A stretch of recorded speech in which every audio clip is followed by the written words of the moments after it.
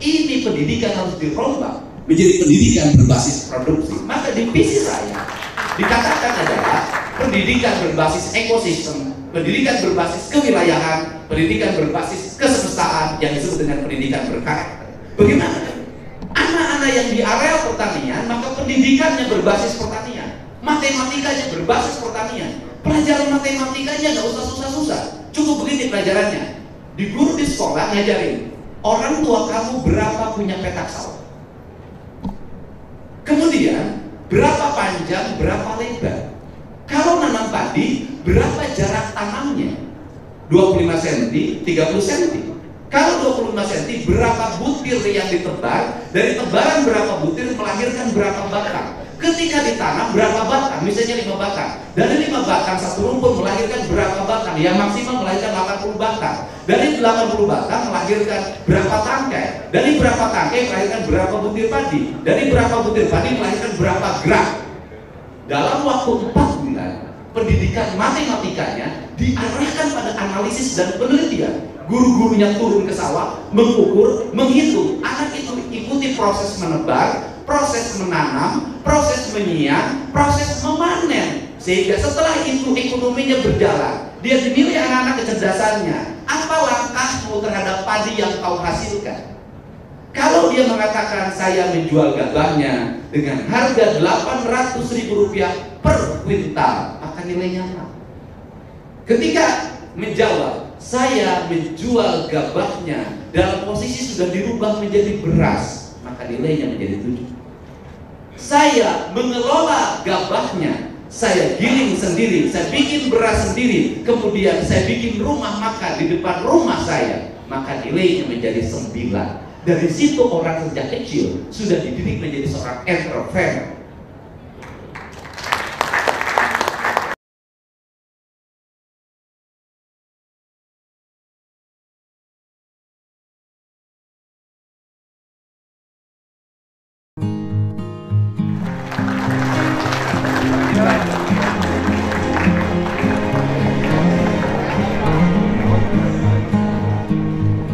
Assalamualaikum warahmatullahi wabarakatuh. Sampurasun. Ya, saya meyakini keadaan itu adalah kumpulan para pengusaha, ada Kang Buki, ada Kang Ahmad, bukan kumpulan para politisi. Karena kumpulan para pengusaha, maka dalam pikirannya bagaimana produksi ini bisa berjalan. Karena kalau politisi makin dilama-lamain, makin dipisah-pisahin, itu adalah potensi. Tapi kalau pengusaha itu ada kelowongan, ada perbedaan yang terlalu lama, tidak bertegur sata dalam jangka waktu lama, itu adalah penurunan indeks ekonomi. Hari ini bicara persoalan kemiskinan. Orang pasti memandang saya hanya orang yang setiap hari ngurusin orang-orang miskin. Apa sih yang terjadi sebenarnya dalam problem kemiskinan di Jawa Barat ini? Saya membagi 2 terminologi. Yang pertama adalah kemiskinan struktural. Artinya orang tidak memiliki akses terhadap uang, orang tidak memiliki akses terhadap pekerjaan, orang tidak memiliki akses terhadap pendidikan, orang tidak memiliki akses terhadap modal. Yang kedua adalah kemiskinan kultural. Saya akan bahas dari kemiskinan kultural dulu. Sesungguhnya di Jawa Barat ini ada pola sikap hidup yang harus segera dirubah.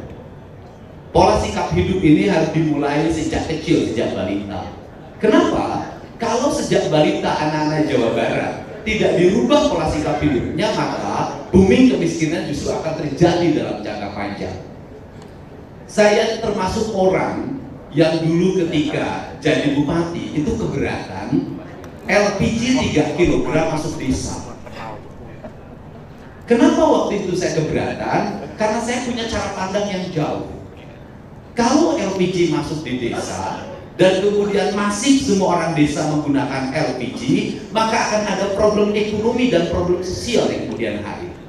Apa problem ekonominya? Problem ekonominya adalah saya sebagai lahir dari anak desa, dari keluarga miskin. Tetapi kemiskinan itu bagi saya adalah jalan untuk mencapai kesuksesan. Dan bagi saya katakan, orang yang lahir dalam hidup miskin, orang yang lahir dalam penderitaan, orang yang lahir dalam serba kesulitan akses, justru dia punya kesempatan menjadi orang besar. waktunya bisa diisi dengan talent yang bermanfaat. Contoh, waktu itu tidak ada LPG 3 kg, maka anak-anak remaja dan usia dini yang rata-ratanya usia 6 tahun ke atas, itu setiap pulang sekolah maka goloknya diasah. Karena goloknya diasah, maka dia pergi ke kebun orang, pergi ke BTPR, nyari ranting kayu bakar untuk membantu ibunya. Sepanjang jalan dia masuk dalam sebuah perkumpulan orang, anak-anak. Mungkin orang menyebutnya hari ini adalah playgroup. Waktu itu kita masuk dalam grup itu. Di grup itu selalu ada cerita bagaimana kita ngambil kayu bakar, kemudian yang punyanya marah dan kita dikejar. Itu kan bagian membantu kesehatan dan adrenalin diri untuk menjadi seorang pemberani. Nah kemudian ketika memikul kayu bakar di sepanjang jalan, ketika hujan turun biasanya tumbuh jamur. Maka kita pulangnya membawa jamur. Sebelum nyampe rumah, teman-teman kadang-kadang mampir di sawah, dia ngambil belut, maka dia pulangnya bawa belut. Datang ke rumah sudah sore, badan sudah lelah, ibu menyambut dengan kebahagiaan, dapur kemudian ngebul, kita bisa makan dengan belut penuh dengan protein, dan kita bisa makan dengan sayur jamur dengan rasanya paling enak, gak ada di toko hari ini. So maghrib kita pergi ngaji, pulang isya, setelah itu tidak ada TV, tidak ada HP, kita tidur dengan nyenyak. Besok pagi kita bangun lagi pergi ke sekolah, sekolahnya kadang-kadang tidak pakai sepatu, sendalnya satu merah satu putih. Kancing kita lepas, kita tidak pernah order ke tukang jahit, maka kita ambil kancing-kancing yang ada dari pakaian yang lain, kemudian kita jahit sendiri. Datang ke sekolah, pelajarannya hanya satu, guru. Kemudian untuk semua pelajaran ada bernyanyi, kemudian ada baca puisi, ada drama, semuanya terpadu. Apa yang terjadi? Lahirlah generasi yang kreatif. Dia tidak pernah menyerah. Coba lihat bagaimana pemetaan anak-anak sekolah hari ini. Pulang sekolah tidak ada pekerjaan. Di rumah sudah ada LPG, dia main HP, dia main motor, kemudian motornya pajaknya tidak terbayar, ngambil dari leasing, HP-nya diisi kuota. Anak itu menghabiskan energi dalam setiap hari, ikut balapan, ikut geng motor, pacaran dalam usia muda, kawin dalam usia dini. Ini terjadi di Jawa. Setelah itu, apa yang terjadi? Dia dibacok oleh temannya, kemudian di jalan tabrak orang, motornya juga kemudian di jalan ditangkap. Maka yang orang mengalami depresi ekonomi. Kenapa? Anak hari ini menjadi beban bagi orang tuanya. Kenapa anak menjadi beban? Karena dia setiap hari menggerogoti ekonomi orang tua. Setelah itu dia menikah. Ketika dia menikah, maka bayar organ tunggal bagian ibunya, tunangan bagian ibunya. Dia hamil, nanti bagian ibunya, melahirkan bagian ibunya, masuk TK bagian ibunya. Maka hanya di Indonesia TK isinya nenek-nenek. Setelah itu desa dimasukin dalam kerangka berpikir. Berpikirnya apa? Masuklah orang berpikir struktural pendidikan. Apa? Di desa dimasukin playgroup. Tidak mesti di desa ada playgroup, karena orang desa itu sudah bergerombol dalam era permainan. Setelah itu di desa dibikin ruang-ruang bermain anak yang distrukturalkan.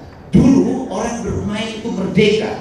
Hari ini di desa bermain harus daftar, harus ada ijazahnya, harus ada seragamnya. Setiap waktu membuat kegiatan yang terus-menerus, orang tuanya terus preteli sejak kecil. Ini yang ingin saya rombak cara berpikir ini. Kenapa? Cara berpikir ini akan melahirkan masyarakat miskin, kultural dan struktural. Kenapa? Saya sudah menghitung. Dulu orang punya sawah, hari ini tidak punya sawah. Dulu orang punya rumah, hari ini tidak punya rumah. Kenapa? Seluruh asetnya habis oleh anak-anak. Perspektif inilah yang harus segera dirubah cara berpikirnya. Merubahnya bagaimana? Membangun sistem pendidikan berbasis produksi. Bagaimana membangun sistem pendidikan berbasis produksi? Nanti masuk di situ Badan Gizi Nasional tentang makan siang bergizi. Bagaimana? Pendidikan harus segera mengevaluasi seluruh sistem pembelajaran. Yang belajar matematika nggak ngerti arahnya mau kemana, belajar fisika nggak ngerti arahnya mau kemana, belajar biologi nggak ngerti arahnya mau kemana. Seluruh pendidikan di kita arahnya hanya satu, ulangan dan kenaikan kelas. Orang belajar biologi, tapi sudah dewasa nggak ngerti sistem pertanian organik. Orang belajar fisika, tidak ngerti bagaimana musim tanam tanggal berapa.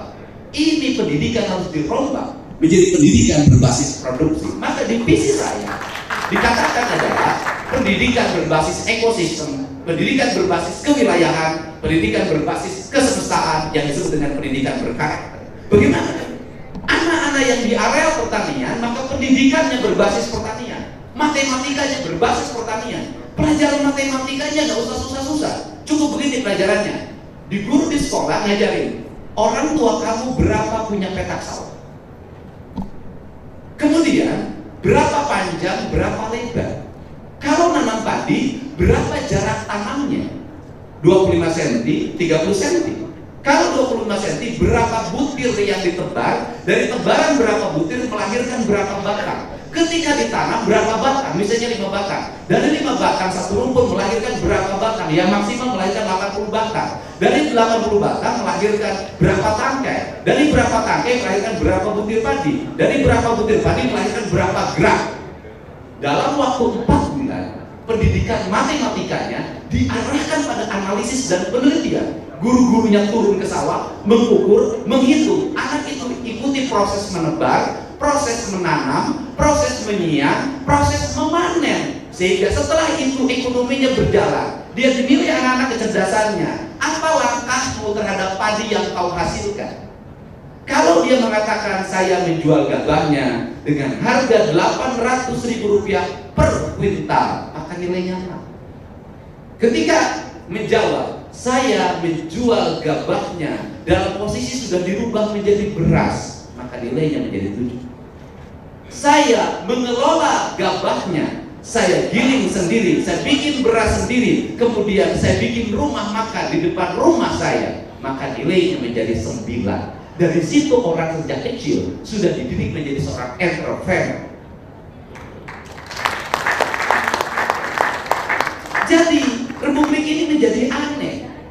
Anak matematikanya 9 nilainya, tapi jajarnya 30.000 per anak. Di mana letak matematika? Dia tidak ngerti bagaimana cara mengurangi, bagaimana cara membagi, dan bagaimana cara mengkali. Kalau politisi harus banyak membagi, kalau pengusaha harus banyak menambah. Bila karakternya beda. Kalau pengusaha jadi politisi, yang mengkali, dia membagi. Kan beda. Nah, ini karakter ini yang dibangun. Ekonomi nanti, pendidikan di wilayah kelautan berbeda, pendidikan di wilayah pegunungan berbeda, pendidikan di area industri berbeda, kurikulumnya harus berbeda. Republik ini menjadi aneh. Kenapa? Sudah tahu dalam setiap tahun orang menganggur, tapi sekolah kejuruan bidang pendidikan itu nggak pernah ditutup. Sudah tahu sarjananya numpuk jadi guru honor banyak sekali, tapi fakultas pendidikan tidak pernah dievaluasi.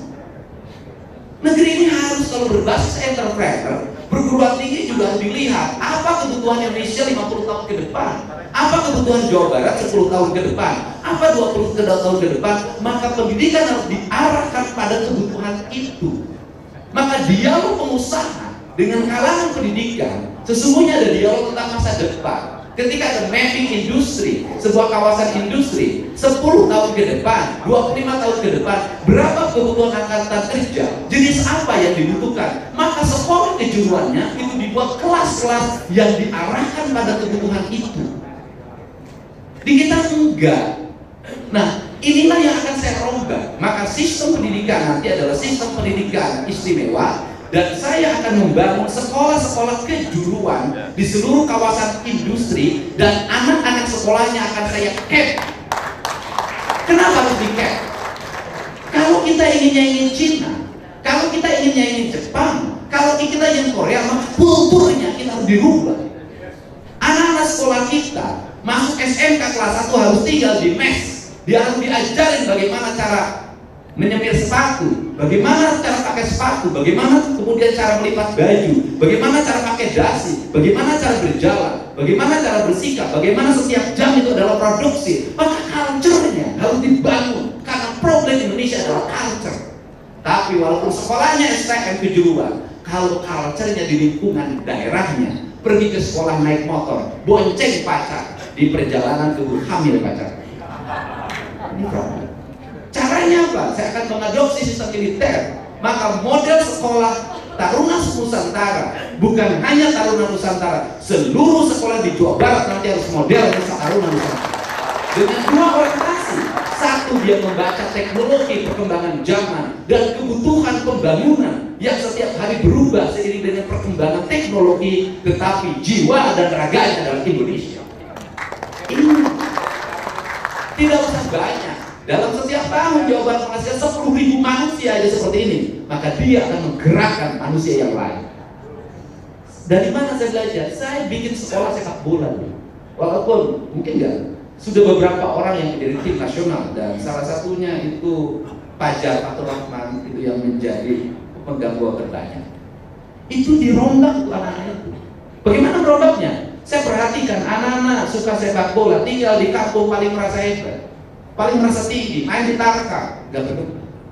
Saya masukin sekolah, dia setiap hari belajarnya sepak bola, matematikanya sepak bola, fisikanya sepak bola, bahasa Inggrisnya ke sepak bola. Dia statusnya dititipin di sekolah, tapi setiap hari berlatih dari pagi sampai sore berlatih. Siapin semakannya, sepatunya, bajunya, pola hidupnya, berhasil. Jadi nggak ada anak. Saya berangkat dari mana saya berpikir itu? Dulu saya prihatin, ada pemain PSSI pusing dengan ujian nasional, nggak penting.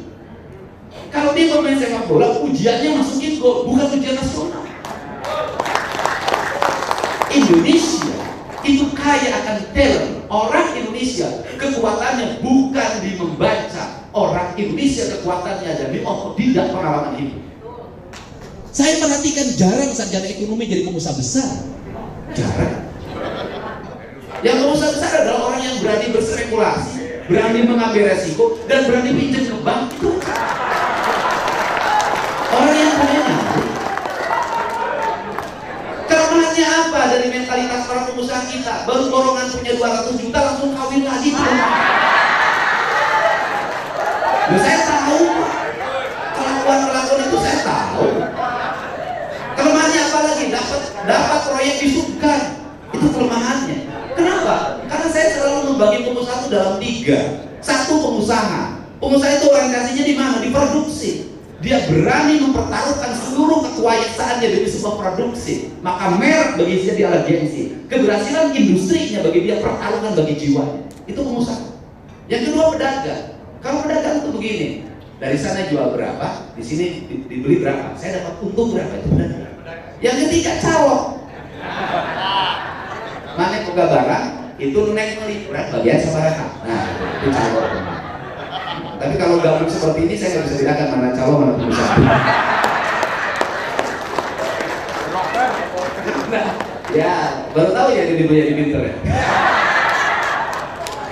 Selama ini identik dengan wayang terus. Nah, ini orientasi loh. Kenapa? Karena pemimpin itu harus beda. Kalau pemimpin sama berpikir dengan rakyat, nggak usah jadi pemimpin. Pemimpin itu beda, punya pemikiran out of the box. Dia bisa berpikir ketika orang tidak berpikir. Dia bisa bertindak ketika orang tidak bertindak, dan berani ngambil resiko. Kenapa? Sebuah keputusan pemimpin bisa jadi dia populer, bisa jadi dia tidak populer. Dan saya orang yang berani tidak populer, berani dihujat oleh siapapun. Demi apa? Demi kepentingan masa depan. Rakyat itu ibarat anak-anak kita. Sebagai orang tua, tidak semestinya setiap hari ngebajuin anak, nyuapin anak. Ada saatnya dia harus pakai baju sendiri, jalan sendiri. Dia nangis, kamu nangis sendiri. Saya termasuk anak orang yang ketika lihat anak saya yang paling kecil ini, ada saatnya saya tinggalin di sekolahnya, manja, saya tinggalin, suruh dia sendiri. Ini kelemahan orang Sunda adalah itu, nyah dulan, leweh, berek romer, jenik sautik, beli motor, ngambek sautik, berek beli, boga duit na ilumna di kadek ilumna. Ini problem. Ini problem yang harus segera dibenahi. Ini culture yang terjadi. Untuk itu, ini orientasi ke depan. Nah, di mana letak Badan Gizi Nasional? Nah, Badan Gizi Nasional yang digagas oleh Pak Prabowo sebagai orientasi pertama, pembentukan manusia Indonesia harus makan berkualitas. Makan berkualitas yang disiapkan oleh negara konsumsinya harus dirubah pola perilaku keluarganya. Kenapa? Dia disubsidi misalnya 10.000 setiap hari. Di luar itu dia jajan yang tidak bermakna 20.000. Rugi tidak? Aturannya seperti apa? Saya akan nanti bikin perpu.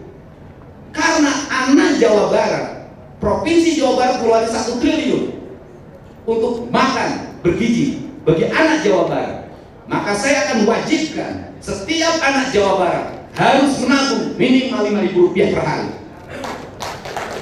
Kalau enggak, Pemda keluarin 1 triliun, anak-anak tiap hari buangin duit. Gak bisa ini. Ini harus dirubah juga, gitu loh. Nah, ini yang harus dilakukan. Kenapa 1 triliun? Nah, kemudian berikutnya adalah bagaimana agar ini menjadi regulasi. Kalau menjadi regulasi, maka mental kepala desa, mental Damusdes, mental camat, semuanya dirubah pada aspek produksi. Bagaimana mendorong produksi? Anak-anak sekolah nanti harus punya ayam di rumahnya. Anak-anak sekolah harus punya kambing. Nanti kejuaraan kelas itu akan diukur. Anda jadi juara kelas, juara di bidang peternakan ayam. Anda juara kelas, juara peternakan sapi. Anda juara kelas, juara peternakan ikan. Anda juara kelas, juara pertanian. Anda juara kelas, juara industri kreatif. Anda mampu bikin robot, Anda mampu bikin mobil-mobilan, bikin motor-motor. Itu yang jadi juara kelas. Saya tahu orang-orang pintar di kelas dulu yang matematikanya tinggi itu rata-rata tidak pernah jadi pengusaha, paling jadi dosen. Teman saya itu semuanya rata-rata dosen, guru yang pintar-pintar. Kenapa? Karena orang-orang pintar itu memang jadi pemikir cocoknya. Nah, yang jadi pengusaha yang nakal-nakal, yang jadi politisi yang nakal-nakal. Dan yang pintar itu harus independen, dia menjadi peneliti, gajinya harus tinggi, nggak boleh diintervensi. Itu harus dipisahin. Kalau dalam zaman kerajaan itu disebutin dia tinggal di altar, itu oversee itu namanya. Nah, ini yang harus dibuat. Ini harus dibuat regulasi ini. Kalau untuk apa? Bayangin, uang 1 triliun misalnya dijaga, kemudian nanti pengadaan telur anak-anak ke sekolah, membawa telur dibeli oleh Badan Gizi Nasional. Telurnya dimakan oleh dia sudah dapat subsidi 10.000, yang dimakannya adalah produknya sendiri dan dia bisa nabung. Saya hitung, kalau orang ngerti bisnis sejak kecil, selama sekolah dia, selama 6 tahun sekolah SD, kemudian tambah 3 tahun sekolah SMP, maka dia bisa jadi orang kaya. Hanya dari situ. Ini perlu. Kalau enggak, nanti kalau rubah lagi kayak kasus yang saya tangani dulu, bantuan pangan non tunai. Bantuan pangan non tunai, target Kemensos adalah orang beli telur dari desanya, orang beli sayuran dari desanya, orang beli daging dari desanya, diproduksi oleh masyarakat desanya. Yang terjadi adalah percaloan daging, percaloan telur, percaloan sayuran. Ngambil dari pemasok, dia dapat 5%, dibagi-bagi bareng. Ekonominya tak berputar. Karena apa? Uang belanja ratusan juta itu keluar semua, tidak di desa. Ini harus dibuat. Dan saya punya komitmen itu. Untuk apa? Merubah rakyat Jawa Barat ini apa? Karena orang Jawa Barat tidak menyadari diri. Dulu orang Jawa Barat ukur ngagerek jeli, menang lauk di Walungan, di pasar di Lububuk, bahwa etaman. Dulu orang Jawa Barat nang-nanganing China herang lauk nabeunang, baheula eta mah sebab di Jawa Barat hidupnya homogen, sama-sama kaum petani, sama-sama kaum nelayan, hidupnya tenang, tidak ada persaingan. Hari ini di Jawa Barat geus rupa suku ayah, semua berpikir ekonomi, nggak bisa lagi, teu bisa deui makan di payung, teu bisa aing teh heula Indonesia. Alamnya sudah beda, acaranya sudah berubah. Ini bukan alam Pajajaran, ini alam Nusantara. Kita berkompetisi bukan hanya dengan orang Sunda lagi, tapi kita berkompetisi dengan warga di seluruh Nusantara dan berkompetisi dengan warga di seluruh dunia. Ini beda. Ini. Kemudian berikutnya adalah apa sih problemnya? Problem Indonesia. Saya itu selalu menemukan kasus, mohon maaf, orang miskin di Jawa Barat rata-rata anaknya banyak. Sudah. Hari ini orang miskin itu anaknya banyak. 5, 7, 12, 24. Kenapa Bang Dede tahu? Saya itu kan keliling, ngerti. Anaknya banyak. Dan anehnya orang miskin itu suaminya penuh vitalitas. Saya menemukan kasus yang anaknya itu 16. Dia ngontrak rumahnya, anaknya tuh berderet. Saya nanya, Bu, hari ibu nyetakna di mana? Kan kamarnya inges eueuh. Atuh babari Pak Didi cenah. Moleset kalinya ke kamar mandi bari nangtung jadi cenah. Untuk itu apa lagi? Saya akan buat pergub nanti. Orang wajib KB. Kalau nggak KB nggak dapat bantuan. Harus dirubah mentalitas Pak. Nggak bisa. Kalau tidak KB nggak dapat bantuan.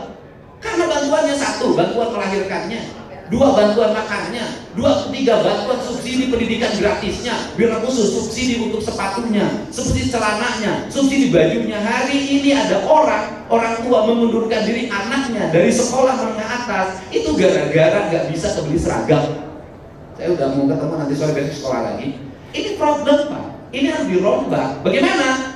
Gak bisa terus-terusan dia minta disubsidi oleh negara, tiap hari produksi anak. Uang negara tidak boleh jatuh hanya pada satu keluarga. Disubsidi kelahirannya, disubsidi pendidikannya, disubsidi kesehatannya. Anaknya 24, nggak bisa. Bagaimana? Uang negara harus subsidinya efektif. Nanti harus bikin aturan.